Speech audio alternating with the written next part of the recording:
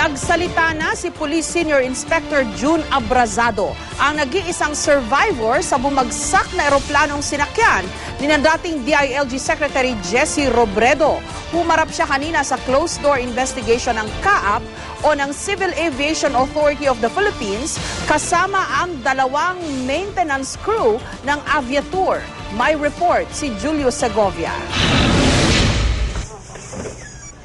Mula Naga, dumating sa Maynila si Police Senior Inspector June Abrazado para humarap sa investigasyon ng Civil Aviation Authority of the Philippines o CAAP. Kasama ni Abrazado ang kanyang ama at abogado.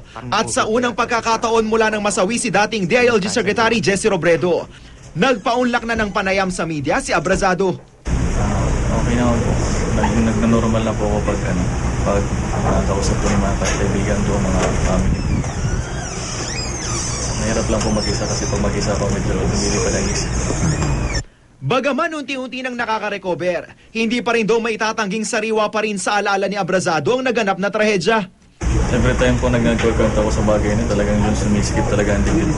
Pero hindi ko nang pwedeng takasan ng responsibility ko bilang isang survivor na kailangan ko magkwento sa tungkol sa nangyari. So, pero kumusta po siya sa loob habang tinatanong niyo ulit? Okay. Hindi naman po. Hindi po ba emotional? Hindi naman.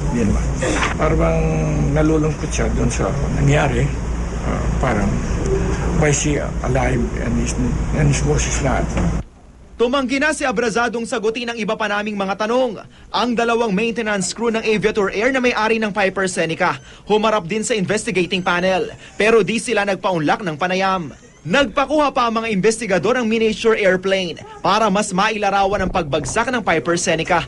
Closed door ang investigasyon na tumagal ng halos 5 oras. Ayon kay Captain Amado Soliman na pinuno ng investigating panel, 2 beses na niyang nakausap si Abrazado at nananatili raw consistent sa kanyang mga pahayag. Tulad ng statement ni Abrazado na si Captain Jessup Bahinting ang nagpalipad ng eroplano at hindi ang Nepalese co-pilot nito. Well, sabi nga sa iyo, whatever he has to say is very relevant to the ongoing investigation. But it's not for me to tell you kung ano man yun and all that. May 1 buwan pa ang CAAP bago nila ilabas ang buong resulta ng investigasyon. Julio Segovia, GMA News.